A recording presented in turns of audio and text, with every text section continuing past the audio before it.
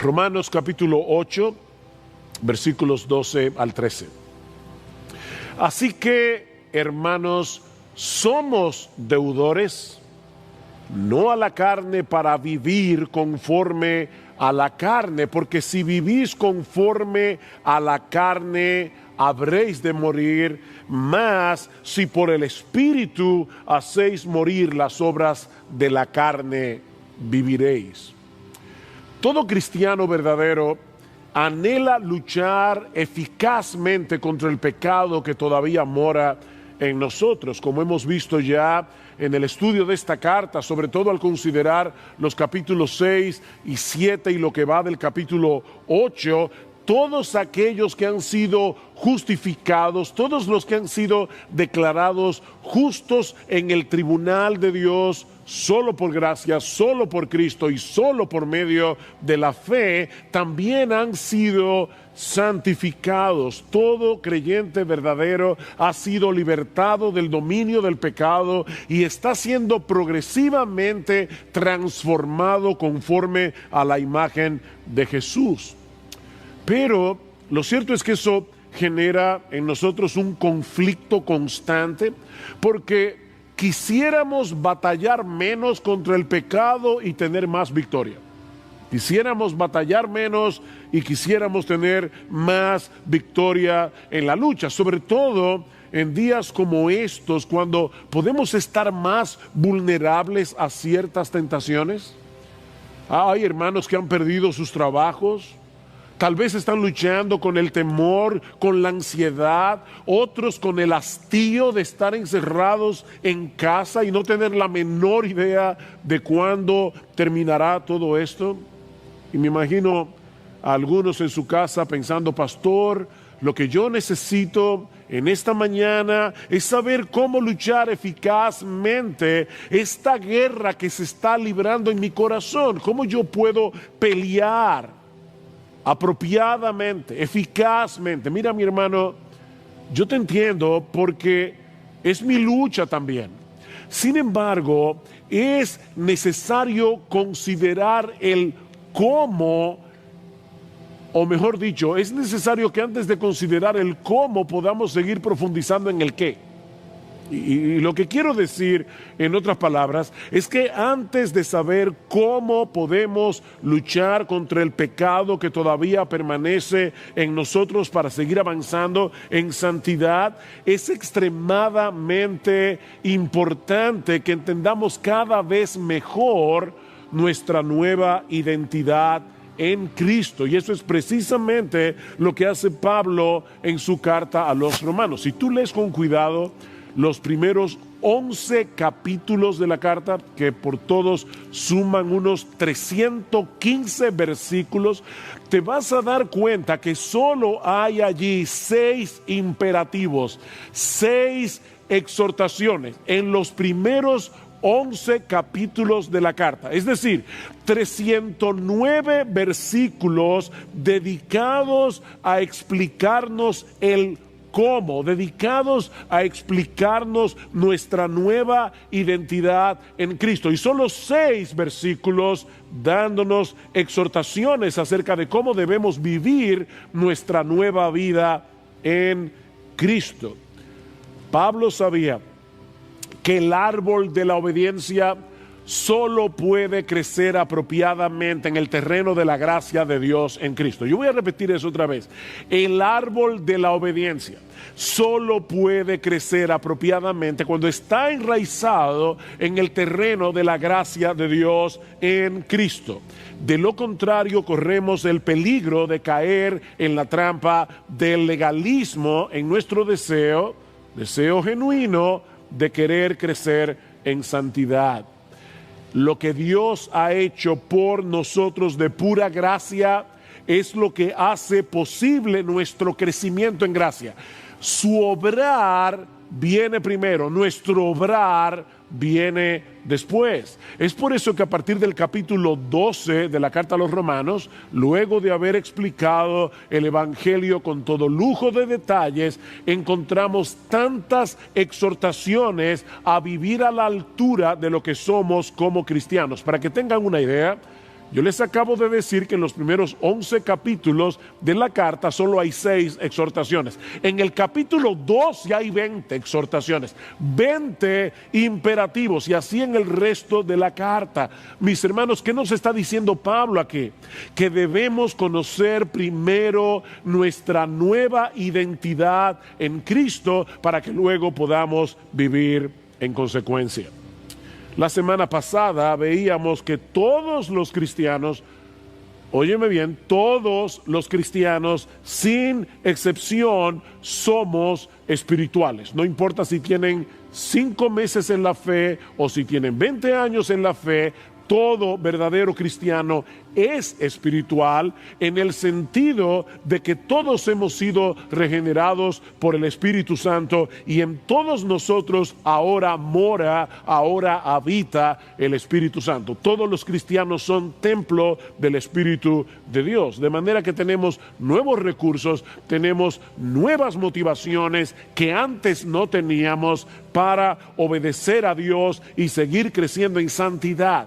No por una motivación legalista, sino por una motivación evangélica. Y eso es precisamente lo que vamos a considerar en esta mañana al estudiar los versículos 12 y 13. Mi plan original era llegar hasta el versículo 17 en la mañana de hoy, pero a medida que avanzaba en la preparación de este mensaje, vino a ser evidente que iba a tener que concentrarme únicamente en estos 2 versículos, de los cuales aprendemos 2 cosas. Podemos derivar 2 enseñanzas. La primera es que los cristianos debemos ser coherentes con la obra que ya Dios hizo a nuestro favor en Cristo. Los cristianos debemos ser coherentes. Nota una vez más cómo comienza el versículo 12.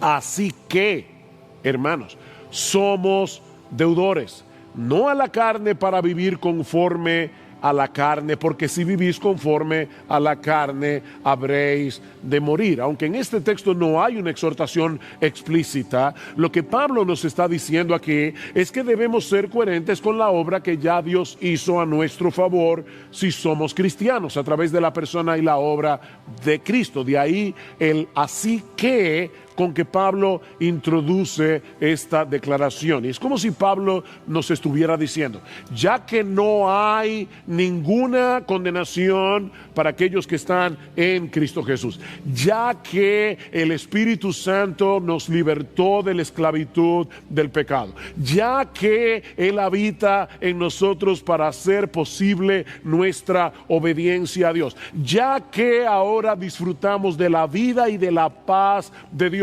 y ya que al final de los tiempos el Dios Trino resucitará nuestros cuerpos mortales para vivir eternamente en cuerpo y alma en la presencia de Dios, por todo eso ustedes no tienen deuda alguna con el pecado para vivir como antes vivían cuando estaban en la carne. Nuestra obligación no es con el espíritu, no es con la carne, es con el Espíritu. Esa es básicamente la idea. Así que ustedes no tienen una deuda con la carne, ustedes tienen una obligación con el Espíritu. Y no olviden que Pablo se refiere a la carne aquí, no a la piel que recubre nuestros huesos y nuestros músculos. Pablo está hablando aquí de ese principio pecaminoso que domina a los incrédulos y que aún reside en el cristiano como un enemigo permanente que pone resistencia a nuestra obediencia a Dios. Los cristianos no somos carnales, como hemos visto ya, porque ahora el pecado ya dejó de ser nuestro rey, pero mis hermanos, todavía hay carnalidad en nosotros, una carnalidad con la que tenemos que luchar día tras día. El pecado todavía permanece en nosotros, y no como un volcán desactivado. No. Es como un enemigo que se introduce sigilosamente, astutamente en nuestros deseos y ambiciones con el propósito de llevarnos de nuevo al terreno de la obediencia. Mis hermanos, el pecado es muy astuto como para revelar de entrada sus verdaderas intenciones. Él no nos hace ver que su meta es destruirnos, apartándonos de Dios, que es la fuente de todo bien y de toda bendición. No, el pecado se presenta como alguien que quiere ayudarnos a tener una vida más divertida, una vida más emocionante. Alguien me recomendó recientemente un libro escrito por Jared Wilson con un título sumamente sugestivo. Se titula El Evangelio según Satanás. 8 mentiras acerca de Dios que suenan como si fuera la verdad. Ese es el evangelio de Satanás. Mis hermanos, el diablo tiene su evangelio, que no es otra cosa que una distorsión del verdadero evangelio. No olvides que dice en 2 Corintios capítulo 11 que el diablo se disfraza como un ángel de luz. Pensemos por un momento en un creyente que está siendo tentado a cometer adulterio. Si pudiéramos hacer una lista de los beneficios de engañar a nuestras esposas, según la lógica del diablo, los beneficios del evangelio diabólico. Recuerden que la palabra evangelio es una buena noticia. Bueno, ¿cuál es la buena noticia? La buena noticia, entre comillas, que el diablo le presenta a un creyente para cometer adulterio, según la lógica retorcida de Satanás. Bueno, dice este autor, vivir la emoción de un nuevo romance, conseguir la satisfacción que mi esposa no está dispuesta a concederme o que ya no está interesada en darme, encontrar a alguien que me escuche y que de verdad me entienda, librarme del estrés y del aburrimiento, volver a sentirme atractivo y deseado, sentirme amado. Tal vez esta persona no se arroje de inmediato en los brazos de otra mujer, pero comienza a considerar la posibilidad de un romance, comienza a disfrutar el flirteo. Todavía él no se cree capaz de desobedecer a Dios, él no se cree capaz de romper sus votos matrimoniales, pero poco a poco se va enredando en esta relación hasta que un día se encuentra ya inmerso en una relación adúltera. Y mis hermanos, ningún cristiano es inmune de caer en este pecado o en cualquier otro. Mira el ejemplo de David. A menos que se aplique cada día la lógica del evangelio para contrarrestar la irracionalidad retorcida del pecado, que muchas veces nos parece más lógica que la lógica de Dios. Y eso es precisamente lo que Pablo nos está llevando a hacer en este pasaje. Él nos está ayudando a pensar correctamente, haciéndonos ver que nosotros somos deudores, pero no a la carne, para vivir conforme a la carne. No tenemos ninguna deuda con el pecado que todavía mora en nosotros. No tenemos una sola razón para hacerle caso. Mi hermano, recuerda lo que el pecado produjo en ti cuando todavía estabas bajo su control y cómo te hubiera destruido si Dios no hubiera intervenido rescatándote de esa esclavitud. Alguien ha dicho que el pecado está tratando de destruirte desde el día que naciste. El pecado está tratando de destruirte desde el día que naciste. La pregunta es, ¿por qué te vas a unir con las fuerzas del enemigo y pagarle para tu propia destrucción? Eso es lo que Pablo está diciendo. ¿Cómo le vas a pagar al pecado para que siga armándose contra ti y destruirte, cediéndote a los impulsos pecaminosos de tu carne? Si alguna deuda de gratitud tenemos, es con el Dios Trino, que nos atrajo con cuerdas de amor a la cruz del Calvario. Ese Dios que nos unió en Cristo para que su justicia fuera su justicia. Ese Dios que envió la morada del Espíritu, nos hizo morada del Espíritu para que el pecado no pueda dominarnos a su antojo nunca más. Eso es básicamente lo que Pablo está diciendo. Aquí es el mismo razonamiento que encontramos en el capítulo 6 de Romanos, que estudiamos hace varias semanas atrás. Pablo les dice a los romanos: ¿recuerdan cuando ustedes eran esclavos del pecado? ¿Ustedes recuerdan eso?, pregunta Pablo. ¿Qué fruto teníais de aquellas cosas de las cuales ahora os avergonzáis? Porque el fin de ellas es muerte, dice Pablo. Mas ahora que habéis sido libertados del pecado, ya fuisteis libertados del pecado y hechos siervos de Dios, escuchen bien, tenéis por vuestro fruto la santificación y como fin la vida eterna. ¿Cuál es la meta del pecado? Destruirte. ¿Cuál es la meta de Dios? Darte vida. Porque la paga del pecado es muerte, dice Pablo, mas la dádiva de Dios es vida eterna en Cristo Jesús, Señor nuestro. Debemos ser coherentes con la obra que ya Dios hizo a nuestro favor, si somos cristianos, a través de la persona y de la obra de nuestro bendito Señor y Salvador Jesucristo. En vez de darnos el miserable salario que merecíamos por nuestros pecados, el Señor nos regaló, es una dádiva de Dios, la vida eterna a través de la muerte de su Hijo. Consecuentemente, dice Pablo, ahora tenemos como fruto la santificación y como fin la vida eterna. Esa es la lógica del Evangelio. Y eso nos lleva a nuestro segundo encabezado. Ya que Dios nos salvó para santificarnos y para darnos vida en abundancia, vida en Cristo, el verdadero creyente puede y debe hacer morir las obras de la carne en dependencia del Espíritu Santo. Vean el texto una vez más. Así que, hermanos, somos deudores, no a la carne para vivir conforme a la carne, porque si vivís conforme a la carne habréis de morir. Pero si por el Espíritu hacéis morir las obras de la carne, viviréis. Lamentablemente, algunos leen este versículo como si Pablo estuviera diciendo que un verdadero cristiano pudiera perder su salvación si comienza a vivir conforme a la carne, porque Pablo dice: si vivís conforme a la carne habréis de morir.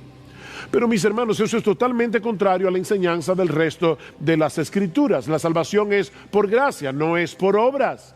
Y es una salvación segura porque depende de la justicia de Cristo, que es imputada o puesta en nuestra cuenta por medio de la fe. Si la salvación se pierde, entonces a final de cuentas tú tienes que conservarla por tus obras. Entonces la salvación no es por gracia, la salvación es por obras.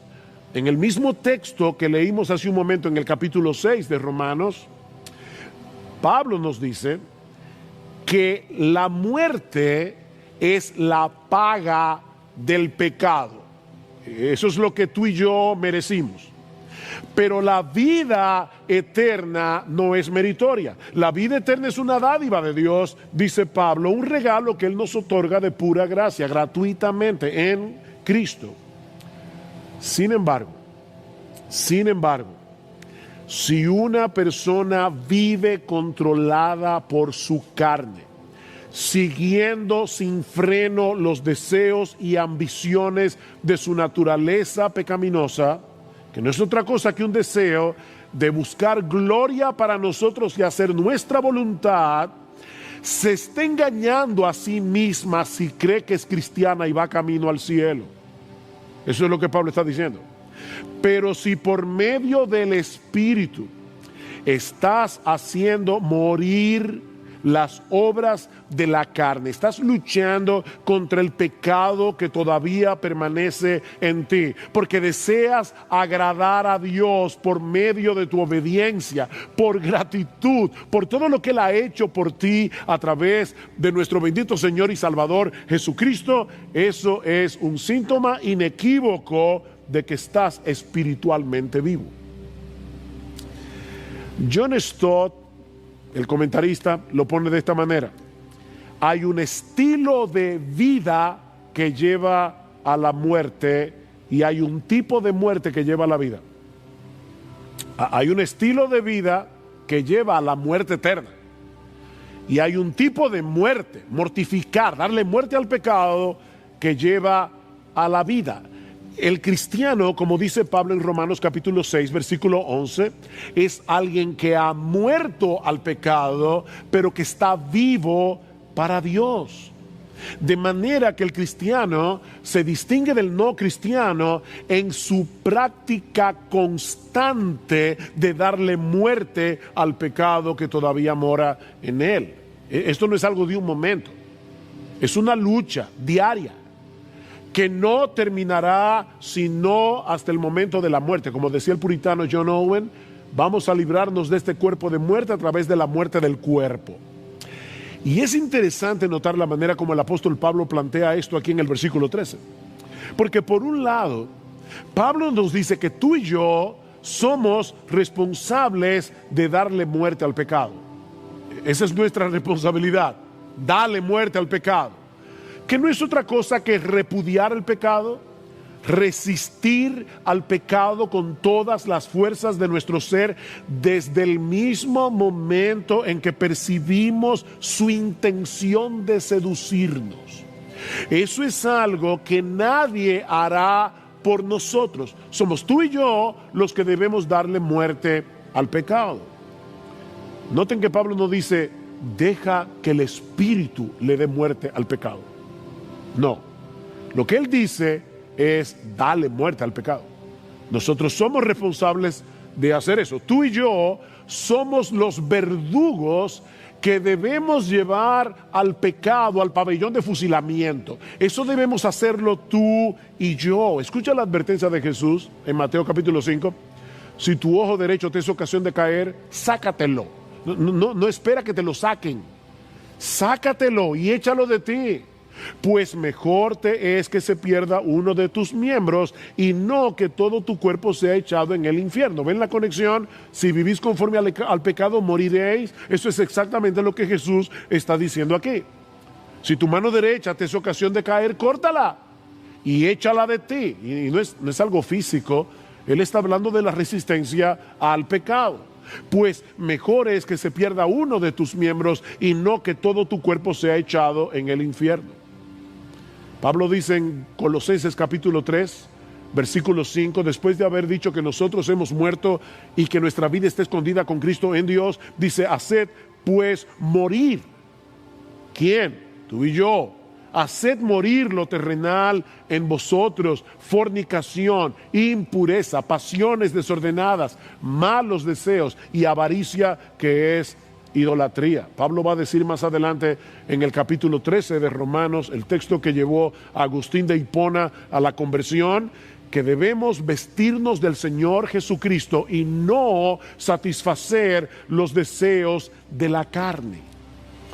Mi hermano, mi hermana, todo lo que se opone a buscar la gloria de Dios, todo lo que se opone a obedecer los mandamientos de Dios son deseos de la carne y por lo tanto no deben ser satisfechos. Es exactamente lo mismo que dice el apóstol Pedro en su primera carta, primera de Pedro capítulo 2, versículo 11. Amados, yo os ruego como extranjeros y peregrinos que os abstengáis de los deseos carnales que batallan contra el alma. Eso es algo que debemos hacer tú y yo. Sin embargo, Pablo reconoce al mismo tiempo que eso es imposible de hacer para nosotros si no es en dependencia del Espíritu Santo.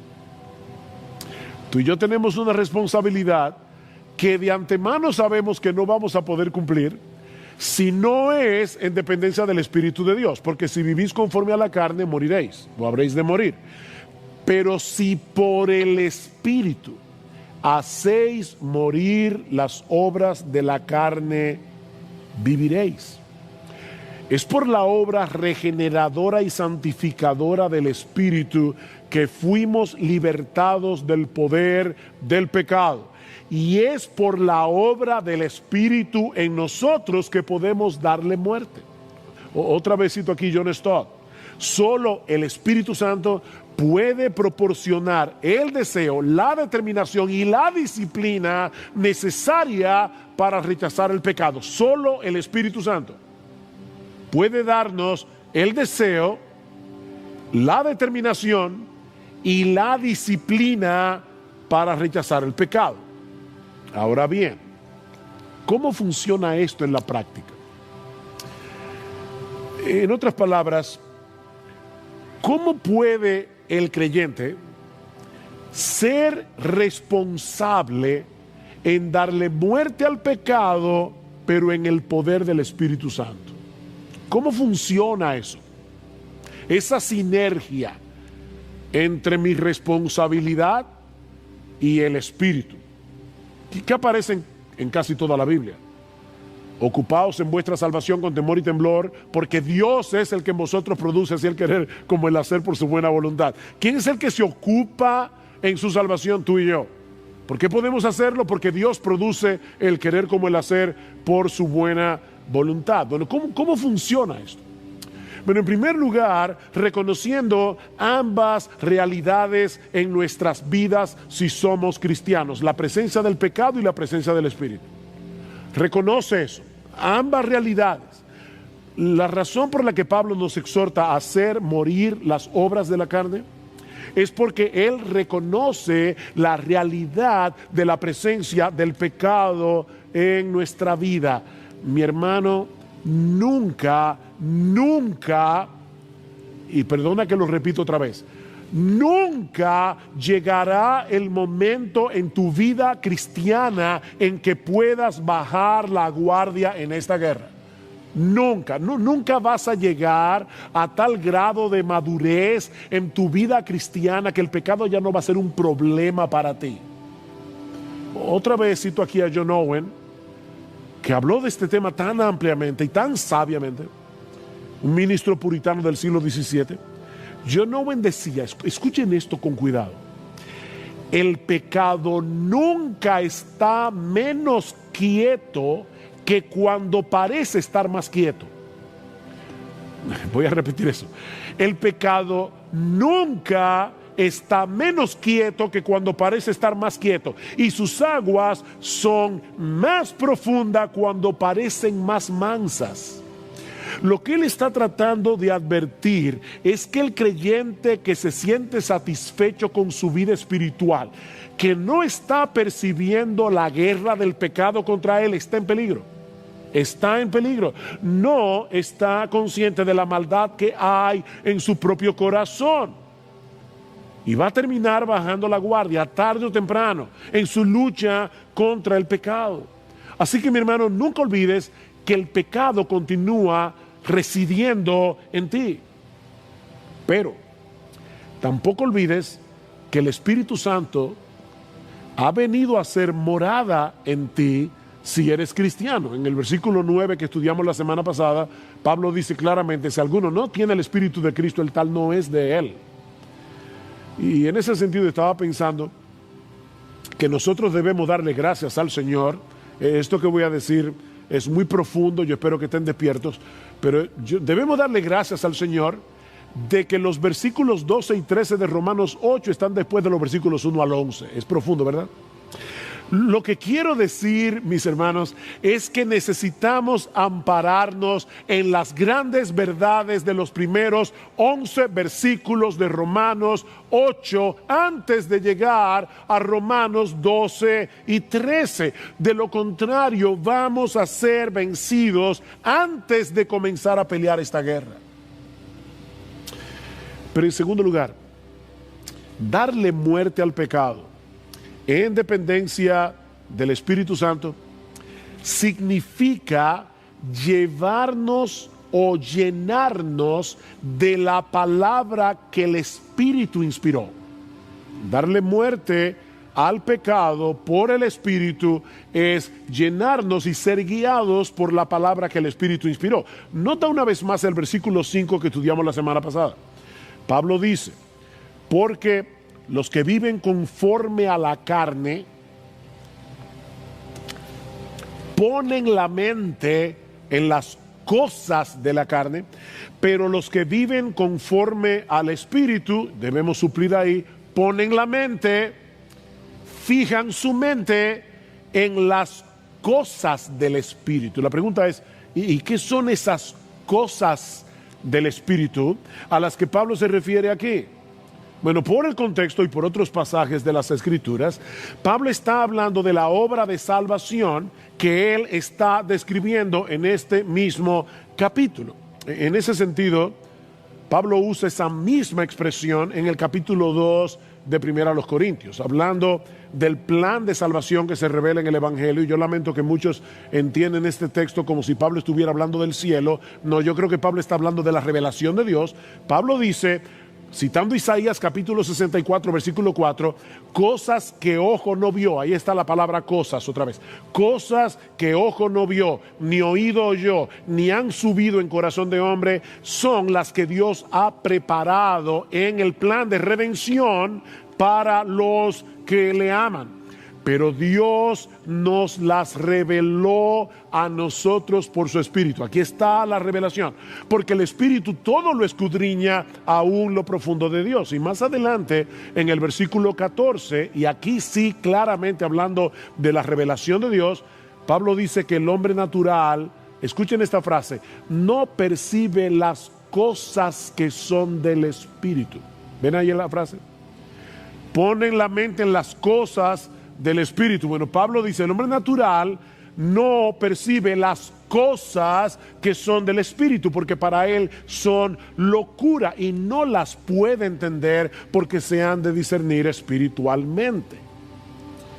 Bueno, cuando Pablo dice, pon tu mente en las cosas del Espíritu, lo que Pablo nos está diciendo es, recuerda constantemente lo que Dios te ha revelado en su palabra acerca de la salvación en Cristo. Recuerda constantemente las bendiciones que Él te ha dado de pura gracia para que puedas matar ese pecado que procura impedirte disfrutar de esas bendiciones. ¿Ves el punto? Perdón. ¿Tú recuerdas la armadura del creyente que Pablo describe en Efesios capítulo 6? Hay una sola pieza en toda esa armadura que es ofensiva. ¿Cuál es? La espada. Dice Pablo, sobre todas las cosas tomad el yelmo de la salvación, protégete la cabeza con el yelmo de la salvación y toma la espada del Espíritu, que es la palabra de Dios. Esa es la única parte ofensiva de la armadura que precisamente se usa para matar. ¿Para matar el qué? Tu pecado, para matar tu pecado. De manera que si tú quieres matar el pecado que mora en ti en dependencia del Espíritu Santo, debes usar la espada del Espíritu, que es la palabra de Dios. ¿Sabes por qué? Porque solo la palabra puede penetrar en los rincones más oscuros de nuestras almas para desenmascarar el pecado que se esconde detrás de nuestras ambiciones, detrás de nuestros deseos, detrás de nuestras aspiraciones. Sin el espejo de la palabra de Dios, sin la luz de la palabra de Dios, no vas a poder meterte en los escondrijos de tu alma y el pecado seguirá oculto. ¿Cómo vas a poder matar un enemigo que no ves?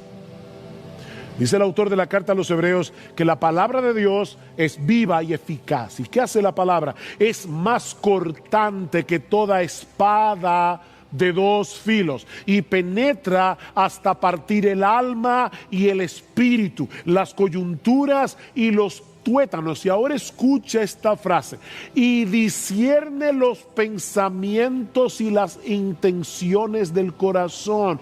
Nosotros tenemos una terrible tendencia a engañarnos a nosotros mismos, pero la palabra de Dios descubre, pone al descubierto las intenciones del corazón. Solo la Biblia puede hacer eso. Así que debes dejar que esa palabra viva te escudriñe. Debes dejar que esa palabra viva revele tu pecado. Pero al mismo tiempo, debes apropiarte por la fe de esa palabra inspirada por el Espíritu para poder vencer al pecado en dependencia del Espíritu. Mira, mi hermano, no trates de matar la carne en la carne. Déjame repetir eso de nuevo. No cometas el error, y se puede hacer eso, tratar de matar la carne en la carne. Alguien lo puso de esta manera: no trates de luchar con el pecado predicándote mini sermones de la ley, que es lo que hacen muchos creyentes. Si hago esto, Dios me va a castigar. Es un mini sermón de la ley. O al final voy a sentirme avergonzado.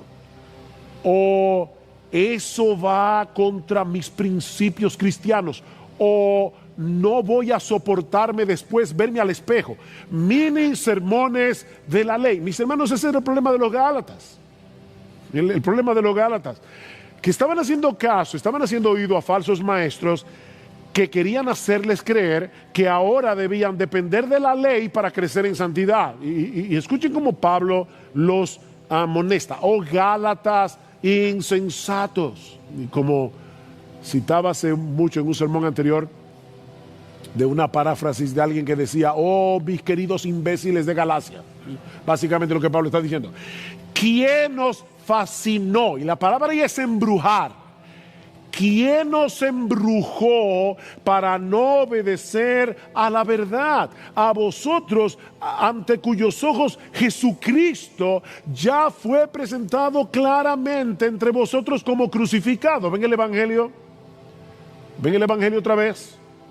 Que nos fue revelado por medio de los apóstoles en la Biblia. Esto solo quiero saber de vosotros: ¿recibisteis el Espíritu por las obras de la ley o por el oír con fe? Tan necios sois que, habiendo comenzado por el Espíritu, ahora vais a acabar por la carne. ¿Y qué significa eso? Bueno, acabar por la carne en este contexto es volver a depender de la ley para ser santificado. Todo aquel que pretende alcanzar el favor de Dios a través de su propio esfuerzo por obedecer la ley se está conduciendo según la carne. Eso es lo que Pablo está diciendo aquí. Y ahora escuchen el versículo 5. ¿Tantas cosas habéis padecido en vano, si es que realmente fue en vano? Aquel pues que os suministra, noten que no dice suministró, es presente. Aquel que os suministra el Espíritu y hace maravillas entre vosotros, ¿lo hace por las obras de la ley o por el oír con fe? Bueno, la respuesta que Pablo espera de sus lectores es muy obvia. Dios nos suministra el Espíritu, Dios hace maravillas entre nosotros, no por las obras de la ley, sino por el oír con fe. Así que no se trata únicamente de leer la Biblia, se trata de apropiarte de ella por la fe. El diablo se vale de la mentira para llevarnos al pecado, pero Dios nos ha provisto de la verdad de su palabra para que podamos exponer la mentira del pecado y darle muerte. Esa es la espada del Espíritu. Seguramente muchos creyentes estamos luchando con el temor, con la desesperanza en estos días. ¿Qué pasa si me quedo sin trabajo? ¿Qué pasa si uno de los míos se enferma del COVID? ¿Qué pasa si esta cuarentena se prolonga y yo acabe perdiendo la paciencia y comportándome de una manera que maltrate a mi familia y que sea de un mal testimonio para el Evangelio? Son temores que vienen a nuestras almas en momentos como estos. Bueno, mi hermano, lo que te estoy diciendo es, aférrate a la palabra de Dios. Aférrate a lo que Dios nos ha revelado en su palabra. Créelo por fe, créelo. Sabemos por la Escritura que nuestro Dios es bueno, que para siempre es su misericordia.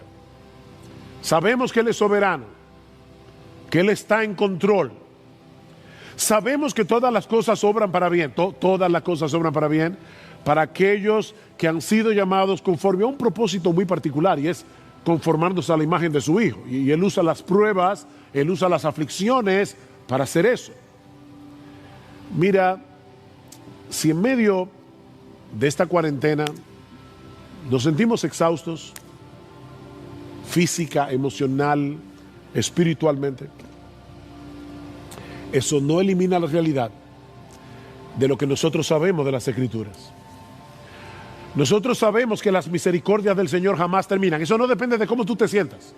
Eso depende de la fidelidad de Dios. Las misericordias del Señor jamás terminan, pues nunca fallan sus bondades. Nuevas son cada mañana. No importa cuánto dure esta cuarentena, no importa cuánto dure esta pandemia, las misericordias del Señor seguirán renovándose cada mañana, porque grande es su fidelidad. Nosotros sabemos que si bien somos débiles, nos cansamos, perdemos a veces el deseo de levantarnos por la mañana, nuestro Dios no desfallece ni se fatiga con cansancio. Él da esfuerzo al cansado, Él multiplica las fuerzas del que no tiene ninguna. Si ahora yo te pregunto, ¿tú crees eso? ¿Tú crees eso? Porque es por medio de la fe en lo que Dios nos ha dicho en su palabra que el Espíritu Santo obra en nosotros. El Espíritu Santo no anula tu capacidad de razonar. ¿Ves? Él no te santifica sin tomarte a ti en cuenta. Él lo hace a través de ti. Y lo que Pablo está diciendo es, deja que el Espíritu de Dios obre en tu vida, confiando tú, no en tus sentimientos, no en las circunstancias, sino confiando en su palabra. Es como un bote. La labor tuya y mía es, por la fe, levanta las velas y deja que el viento sople. Pero eres tú que tienes que levantar la vela confiando en el Señor. Eres tú que tienes que traer a tu mente las promesas de Dios. Eres tú quien tienes que predicarte mini sermones, pero no de la ley, sino del Evangelio. Predícate mini sermones de la palabra de Dios. Tal vez estás luchando contra un pecado que te parece tan atractivo que tu lucha se ha vuelto agónica y has perdido toda esperanza de tener victoria. Yo sé que yo me entregué, yo no puedo con ese pecado. Óyeme, yo no estoy hablando aquí de ser tentado, yo estoy hablando de caer, porque tentados vamos a ser hasta que nos muramos. Hay pecados que desaparecen de nuestras vidas en el momento de la conversión, hay pecados con los que vamos a luchar hasta el día que cerremos nuestros ojos en esta tierra. Bueno, ¿tú has perdido toda esperanza en vencer ese pecado? Bueno, mira una vez más lo que Dios te ha concedido en Cristo. Alimenta tu corazón de gratitud al ver en su palabra lo que Él ha hecho, hace y hará a favor de su pueblo gratuitamente por gracia. Y sobre todas las cosas vuelve a mirar en su palabra la gloria y hermosura, el valor supremo de nuestro gran Dios y Salvador Jesucristo, porque es contemplando el brillo de su gloria que somos transformados de gloria en gloria en la misma imagen como por el Espíritu Espíritu del Señor. El Espíritu nos transforma, nos ayuda a lidiar con el pecado, que nos hace muy diferentes a Jesús a través de su palabra. ¿Qué dice Cristo en Juan capítulo 14? Él me glorificará. Yo voy a enviar al Espíritu, Él me glorificará. La labor del Espíritu al inspirar este libro es glorificar a Jesús, de principio a fin, desde Génesis hasta Apocalipsis. ¿Para qué? Para que contemplando el brillo de su gloria en este libro inspirado por el Espíritu, nosotros seamos transformados de gloria en gloria en la misma imagen como por el Espíritu del Señor. Solo podemos pelear esta batalla en el poder del Espíritu Santo. Y eso no es otra cosa que descansar por fe en lo que Él nos ha revelado en su palabra. ¿Te sientes agotado? ¿Exhausto? Ya no puedes más. Pero déjame contarte una historia. Y con esta historia concluyo. Es la historia del paralítico en el estanque de Betesda. Juan capítulo 5. Llevaba 38 años en esa condición. Y Cristo viene y le pregunta: ¿tú quieres ser sano? Esa es una pregunta extraña. Si alguien hubiera estado ahí diría: pero claro que quiere ser sano. Pero Cristo sabía, y esto es una especulación mía, lo admito, pero creo que es una especulación que tiene cierta base por el texto, que este hombre no solo sufría parálisis en sus pies, sino también en su voluntad. Él no solo estaba paralizado de sus pies, estaba paralizado en su voluntad. ¿Tú quieres ser sano? Después de 38 años en esa condición, probablemente este hombre habría perdido toda esperanza. Pero entonces Cristo le dice, y aquí viene la parte fantástica de esta historia: levántate, toma tu camilla y anda. Por supuesto, lo que Jesús le está pidiendo era imposible. Él no podía hacer eso. Él no tenía la capacidad de hacer lo que Jesús le está mandando a hacer. Como tú y yo no tenemos capacidad en nuestras propias fuerzas de luchar contra el pecado. Pero aún así, Él decidió levantarse confiando en las palabras de Jesús. ¿Y sabes qué pasó? Quedó completamente sano de su parálisis. Mi hermano, ¿tú quieres matar el pecado que mora en ti? ¿Tú quieres matar el pecado? Porque de no ser así, tú no eres cristiano y vas camino al infierno. Eso es lo que Pablo dice aquí. Si vivís conforme a la carne, habréis de morir. Y está hablando de la muerte eterna en el infierno. Si tú no quieres matar el pecado, si tú quieres seguir regodeándote en tu pecado, si tú amas tu pecado más de lo que amas a Dios, no te engañes a ti mismo, tú no eres cristiano. Tú no eres cristiano. Tú necesitas venir a Cristo en arrepentimiento y fe, confiando únicamente en Él, confiando únicamente en su obra de redención para el perdón de sus pecados y para obtener de pura gracia el don de la vida eterna en Cristo.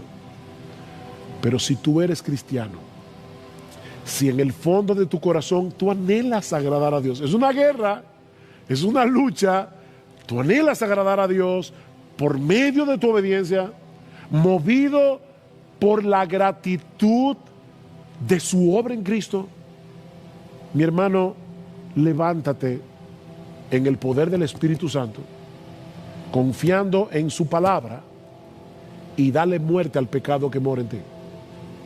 Resista al pecado que mora en ti. Y cuando seas vencido por alguna tentación, porque vas a ser vencido, vuelve al trono de la gracia y arrepiéntete de haber ofendido a tu Señor. No es que perdiste la salvación y ahora la estás ganando de nuevo. No, tú eres el hijo que ha ofendido a su padre y vienes a Él a renovar tu relación de amor con Él. Vuelve al trono de la gracia, Arrepiéntete de haber ofendido a tu Señor, confiando en que si confesamos nuestros pecados, Él es fiel y justo para perdonar nuestros pecados y limpiarnos de toda maldad. Y vuelve al campo de batalla para seguir peleando, sabiendo que estamos del lado del vencedor y que algún día esta guerra terminará para siempre cuando estemos en la bendita presencia de nuestro Dios, contemplando y deleitándonos en su gloria por los siglos de los siglos. Toma de nuevo la espada del Espíritu, que es la palabra de Dios. Vuelve al campo de batalla y sigue peleando. Sigue peleando día tras día.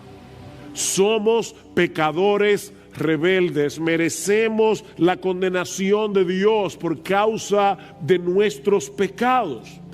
Pero mis hermanos y amigos que están aquí en esta mañana, es sobre ese fondo negro de nuestra condición espiritual que el diamante del Evangelio brilla en todo su esplendor.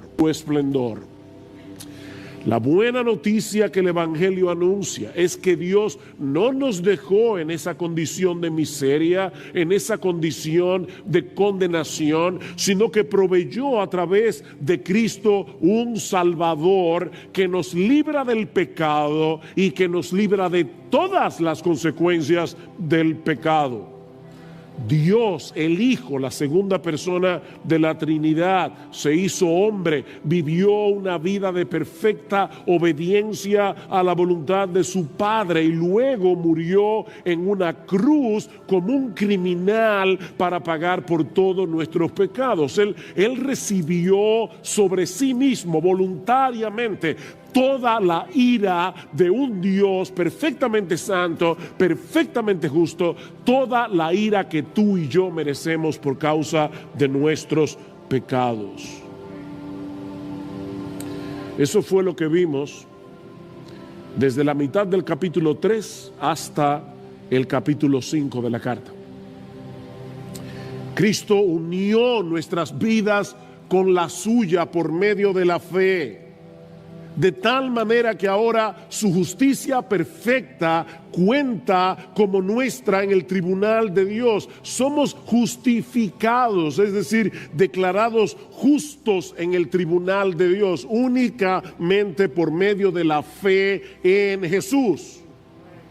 De ahí lo que dice Pablo en Romanos capítulo 5, versículo 1, por tanto, habiendo sido justificados por la fe, tenemos paz para con Dios por medio de nuestro Señor Jesucristo. No tenemos controversias con Dios, podemos morirnos tranquilos.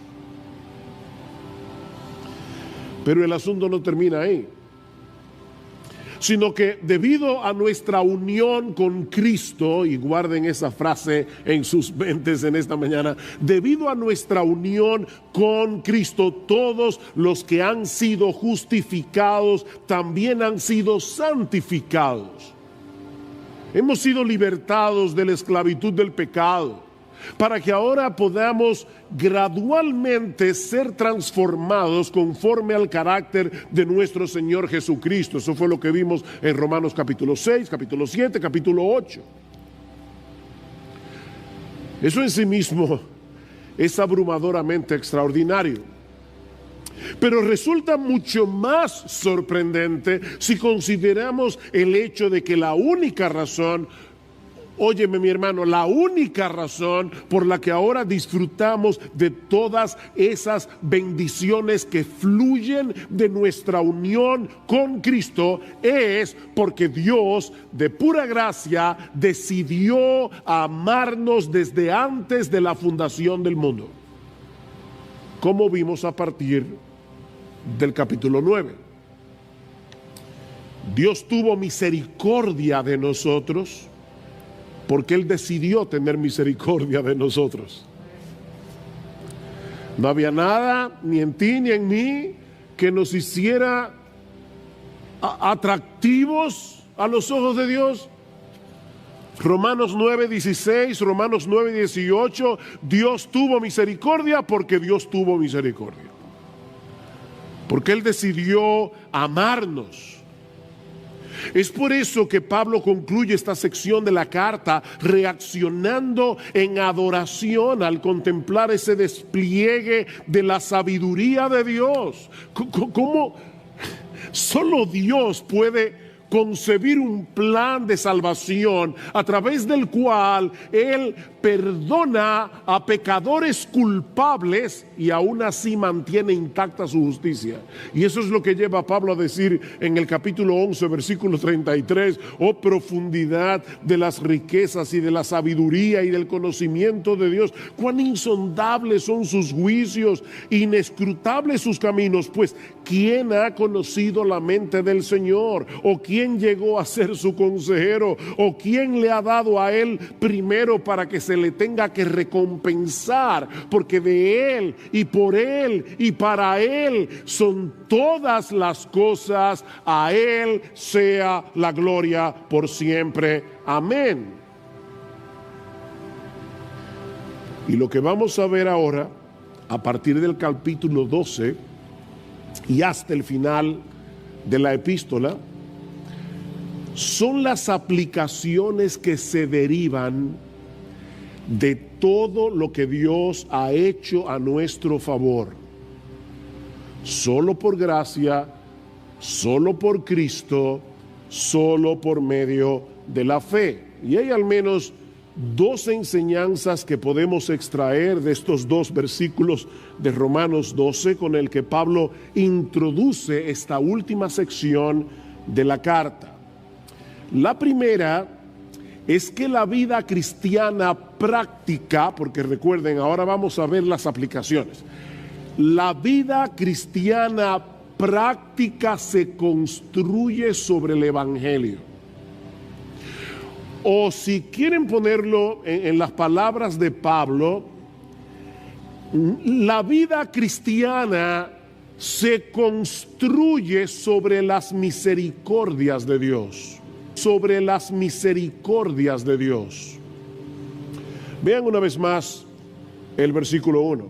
Por consiguiente, o como dice la Reina Valera del 60, así que, hermanos, os ruego por las misericordias de Dios que presentéis vuestros cuerpos como sacrificio vivo y santo, aceptable a Dios, que es vuestro culto racional.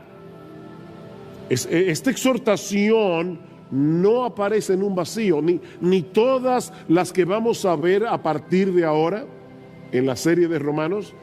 No son exhortaciones que aparecen en un vacío. Están relacionadas con todo lo que Pablo ha venido hablando del Evangelio en los primeros 11 capítulos de la carta. Primero el Evangelio, luego las exhortaciones. Y en este caso, mis hermanos, el orden de los factores sí altera el producto. Sí altera el producto. No podemos comenzar exhortando a las personas a que se comporten de cierta manera sin antes decirles lo que Dios ha hecho a nuestro favor en Cristo para hacer posible ese cambio radical en nuestras vidas. Primero el Evangelio, luego las exhortaciones. Mis hermanos, ese es el problema de los moralistas. Nosotros somos cristianos, no moralizadores. El problema de los moralistas es que sus exhortaciones a una vida buena no tienen ninguna base que la sustente. Los moralistas ponen el caballo detrás de la carreta, cuando debería ser delante, ¿verdad? Para que mueva la carreta. Los moralistas ponen el caballo detrás. De hecho, es interesante notar que en los primeros 11 capítulos de Romanos, los cuales suman en total 315 versículos, cuéntalos si quieres, 315 versículos, allí solo aparecen 6 exhortaciones o mandatos.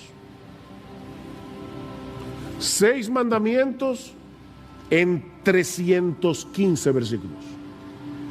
Pero a partir del capítulo 12 encontramos una exhortación tras otra sobre cómo vivir a la altura de nuestra nueva identidad en Cristo. De hecho, solo en el capítulo 12 hay 20 exhortaciones, más del triple que en los 11 capítulos anteriores.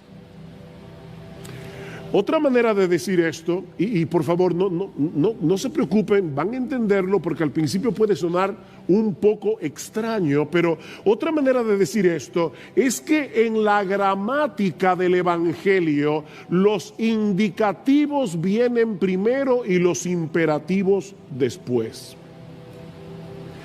Si tú quieres hablar en el lenguaje de Dios, apréndete esta regla de la gramática celestial.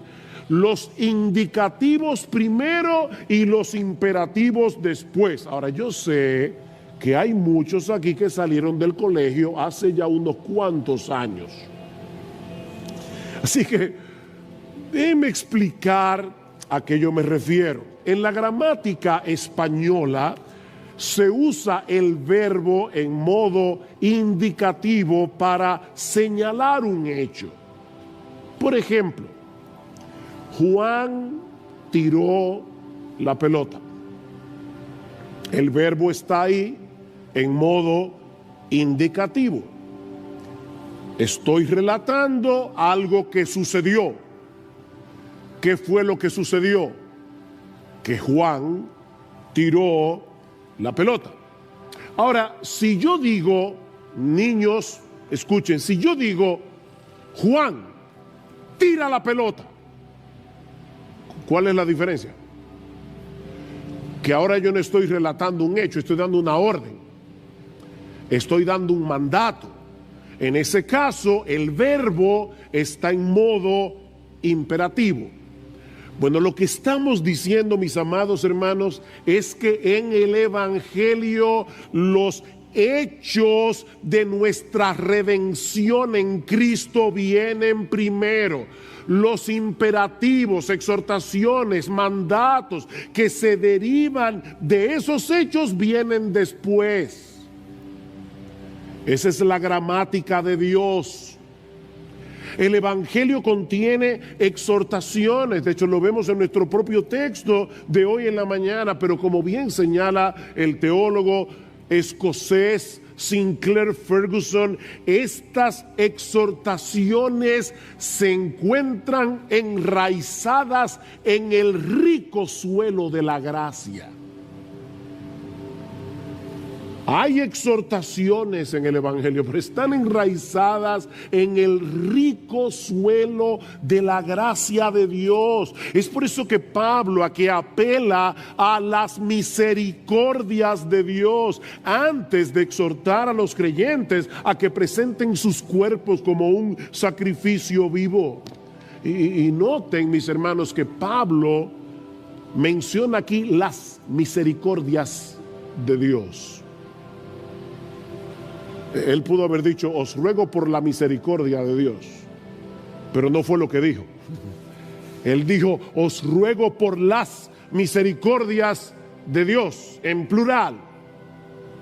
Mis hermanos, el diamante del Evangelio tiene tantas facetas que podemos pasarnos el resto de nuestras vidas meditando en todas las maneras en que Dios nos ha mostrado y nos sigue mostrando su misericordia. Nuevas son cada mañana.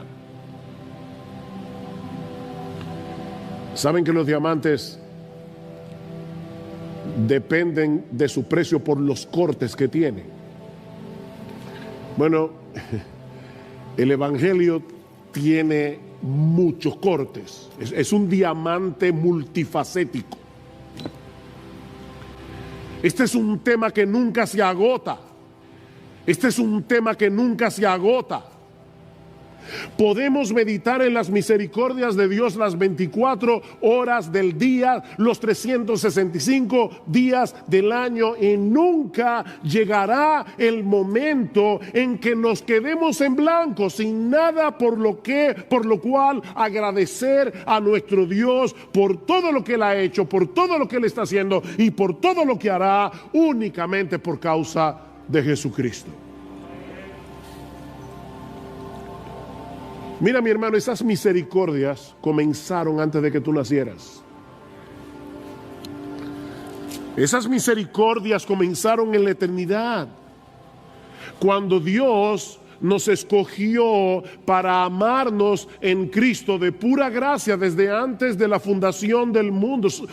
Miren, solo meditar en eso es suficiente para pasar el resto de nuestras vidas glorificando a Dios y dándole gracias. Él te amó,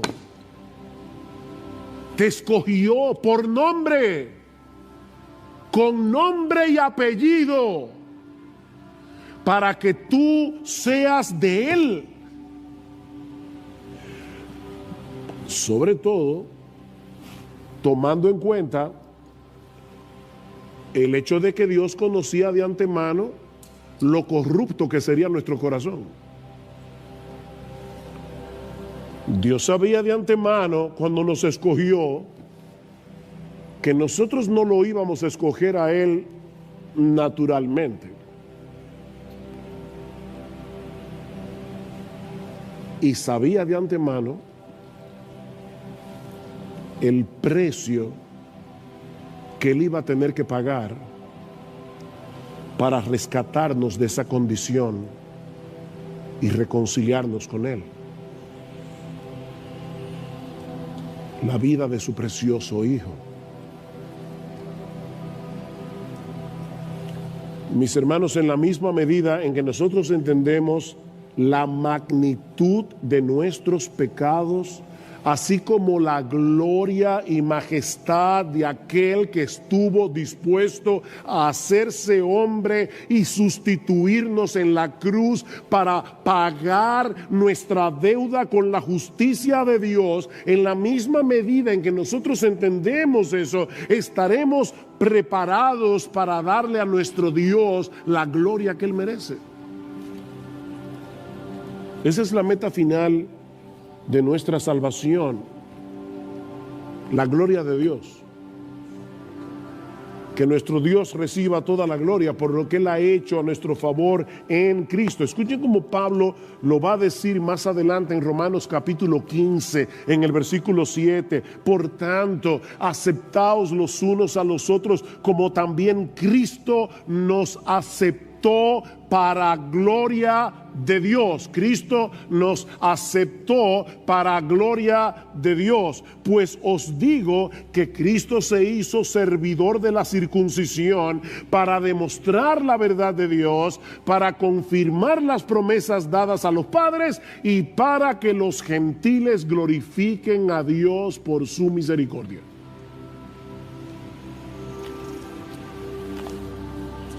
Cristo se hizo hombre para todo eso,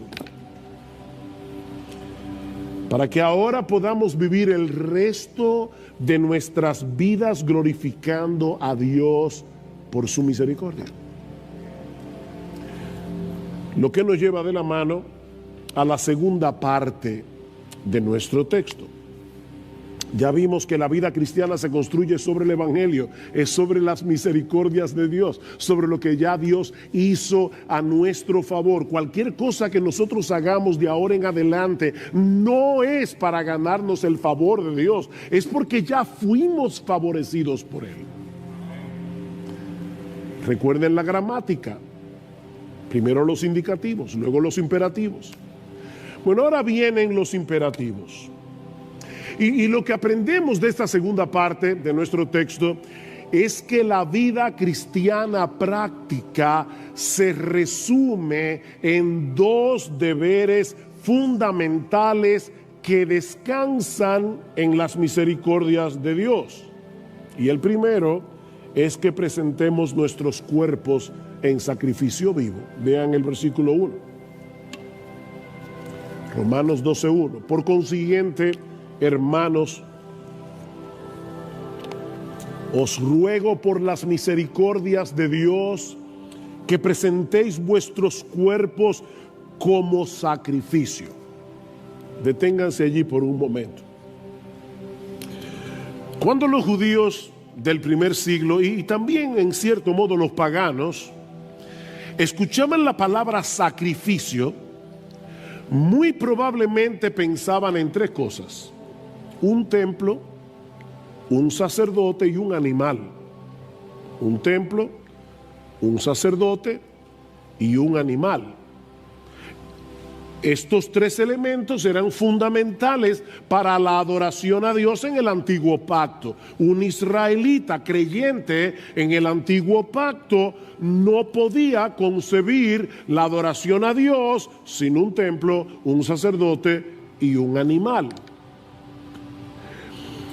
Pero cuando llegamos al Nuevo Testamento descubrimos algo sorprendente. Y es el hecho de que estos tres elementos del antiguo pacto, el templo, el sacerdote y el sacrificio, señalaban hacia nuestro Señor Jesucristo. Hacia nuestro Señor Jesucristo. Él es el templo final de Dios. Ustedes recuerdan en Juan capítulo 2 cuando Cristo le dice a los judíos: destruid este templo y en 3 días yo lo levantaré. Y ellos decían: ¿cómo es posible que este templo, el que Herodes estaba reconstruyendo, ha durado 40 años en su reconstrucción y tú lo vas a levantar en 3 días? Pero dice Juan 2:21, pero él hablaba del templo de su cuerpo. Jesucristo es el templo final de Dios. Por eso es que ya no adoramos ni en Jerusalén, ni aquí, ni allí. Estamos en Cristo, en el templo, todo el tiempo. Pero al mismo tiempo, Él es el sacerdote y el sacrificio. Él es el sacerdote que en el altar de la cruz se ofrece a sí mismo como el Cordero de Dios que quita el pecado del mundo. Eso es lo que vemos en toda la carta a los hebreos. Él es el sacrificio final. Bueno, ahora Pablo se vale de esta misma terminología tan típica del Antiguo Testamento, escuchen bien, para señalar a los creyentes del nuevo pacto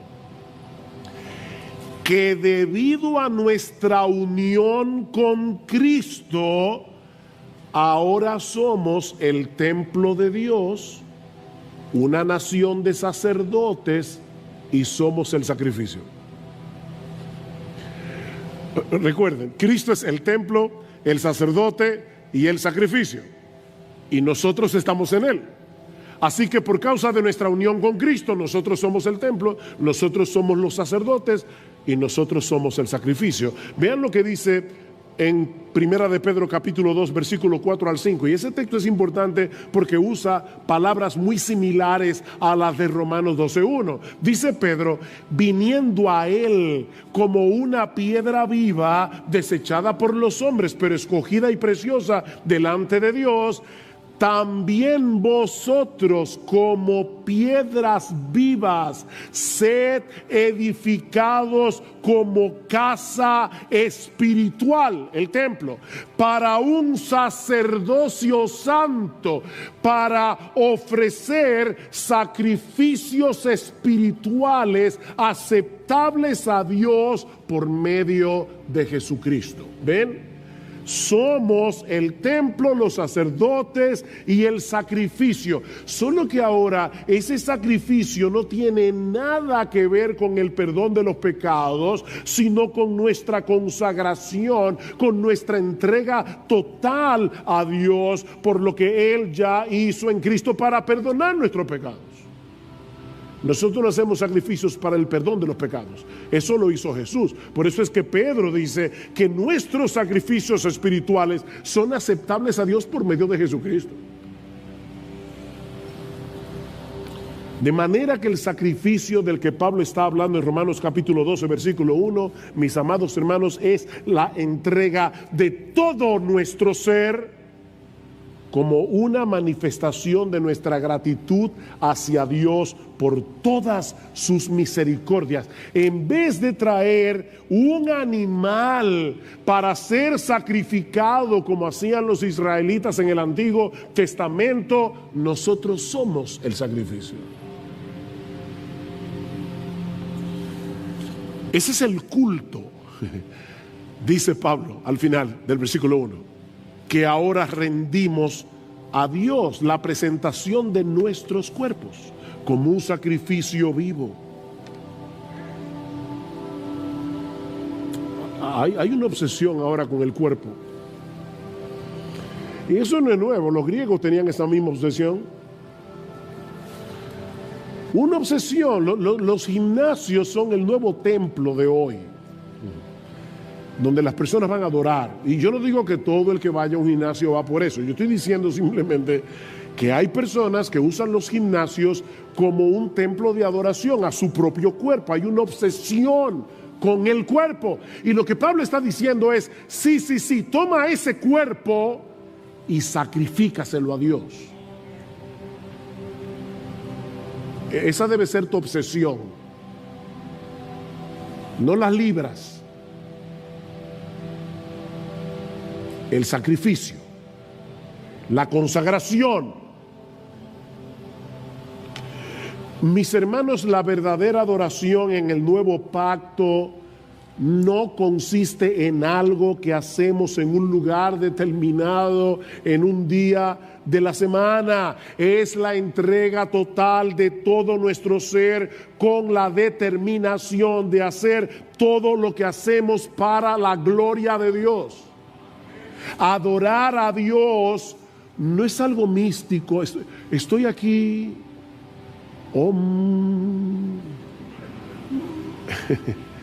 No, esto es algo bien concreto.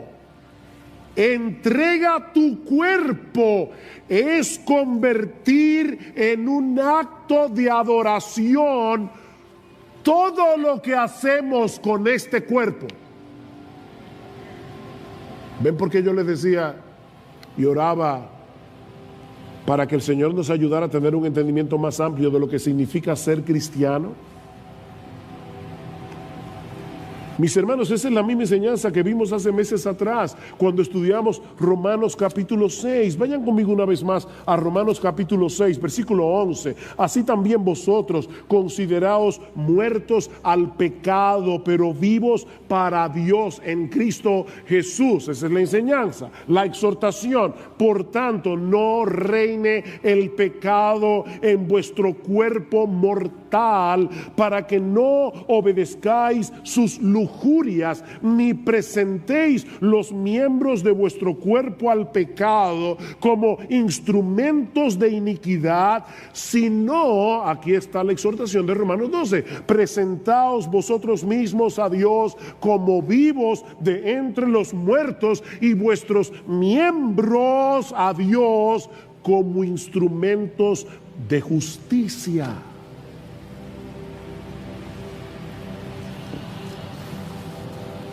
Dice John Piper, lo que esto significa es que tú vas a convertir, todo lo que haces con tu cuerpo en una demostración de que Dios es tu tesoro. Deja que cada acto de tu cuerpo vivo muestre que Cristo es más precioso para ti que cualquier otra cosa. Que cada acto de tu cuerpo vivo sea una muerte para todo lo que deshonra a Jesucristo.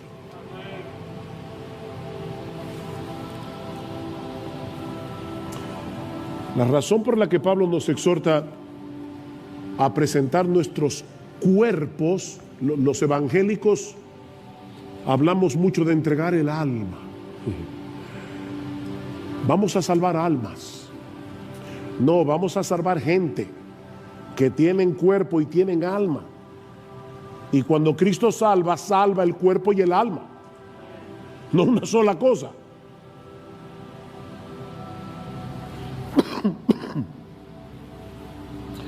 La razón por la que Pablo nos exhorta a presentar nuestros cuerpos en sacrificio es por el hecho de que es a través de nuestros cuerpos que nosotros hacemos lo que hacemos. Hay hermanos que dicen, yo no estaba en la iglesia hoy, pero estaba en espíritu. Mira, olvídate de eso. Nosotros no somos espiritistas, no vengas en espíritu.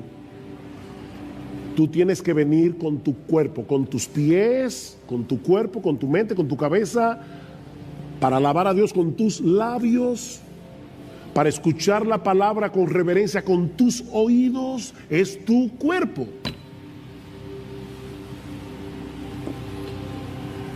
Es con nuestros cuerpos que nosotros pecamos. Y es con nuestros cuerpos que servimos a Dios.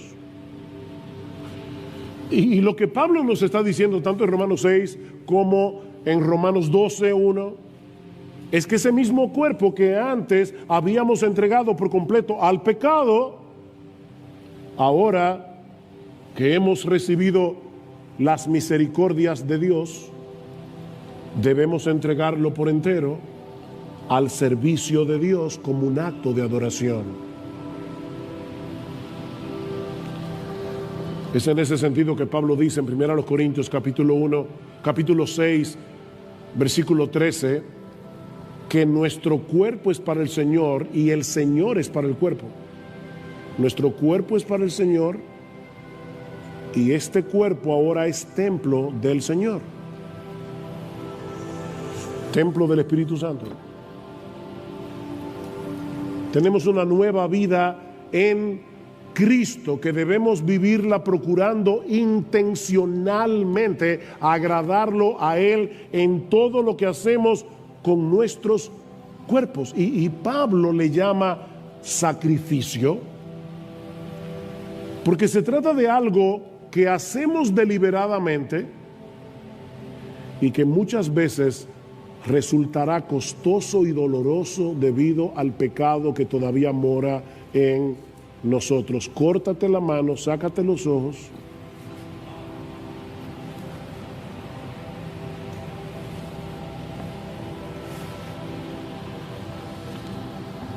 Y miren, mis hermanos, contrario a lo que mucha gente piensa, esta no es una entrega que se hace una sola vez.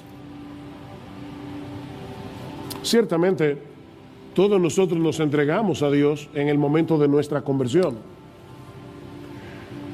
pero constantemente debemos recordar que nuestros cuerpos no nos pertenecen. Por eso es que el Señor nos dice en Lucas: niégate a ti mismo, toma tu cruz cada día y sígueme. ¿Por qué cada día? O porque todos los días yo trato de bajar mi cuerpo de esa cruz. Constantemente debemos recordar que este cuerpo es el instrumento con el que ahora adoramos a Dios, procurando su gloria en todo lo que hacemos, ya sea que estemos aquí congregados como iglesia o en nuestros lugares de trabajo o compartiendo con nuestra familia en casa o en nuestro tiempo de ocio. Debemos actuar como lo que somos. ¿Y qué es lo que somos? Adoradores del único Dios vivo y verdadero.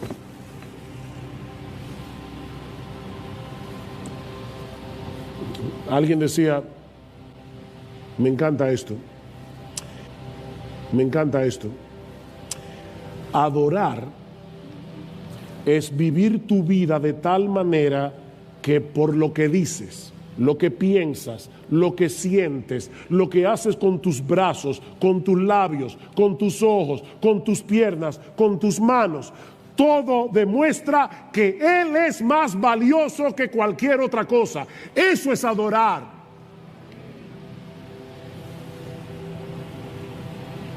Y en ese sentido yo pienso, mis hermanos, que debemos tener cuidado al decir que nosotros venimos a la iglesia a adorar a Dios. Ahora, no me malentiendan. Nosotros venimos a la iglesia a adorar a Dios. Eso es verdad. Pero yo creo que sería más preciso decir que nosotros venimos a la iglesia a continuar adorando. Eso es más preciso, porque supuestamente eso era lo que estábamos haciendo todo el resto de la semana. La diferencia es que ahora lo estamos haciendo como pueblo de Dios, en la presencia especial de Dios, en el día del Señor. Lo que ocurre en este lugar cada domingo debe ser una extensión de esa vida que vivimos el resto de la semana para la gloria de Dios. Somos adoradores que nos reunimos una vez a la semana juntos como iglesia para adorar. Pero éramos adoradores antes de llegar aquí.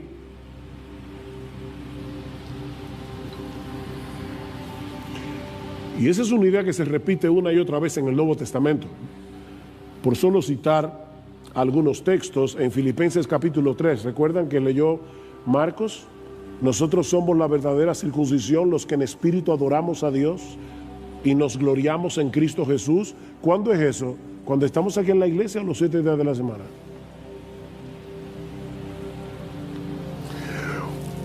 Primera Corintios 6. ¿O no sabéis que vuestro cuerpo es templo del Espíritu Santo, que está en vosotros, el cual tenéis de Dios, y que no sois vuestros? Somos templo 24/7, el creyente. Pues por precio habéis sido comprados. Por tanto, glorificad a Dios en vuestro cuerpo y en vuestro espíritu, los cuales son de Dios.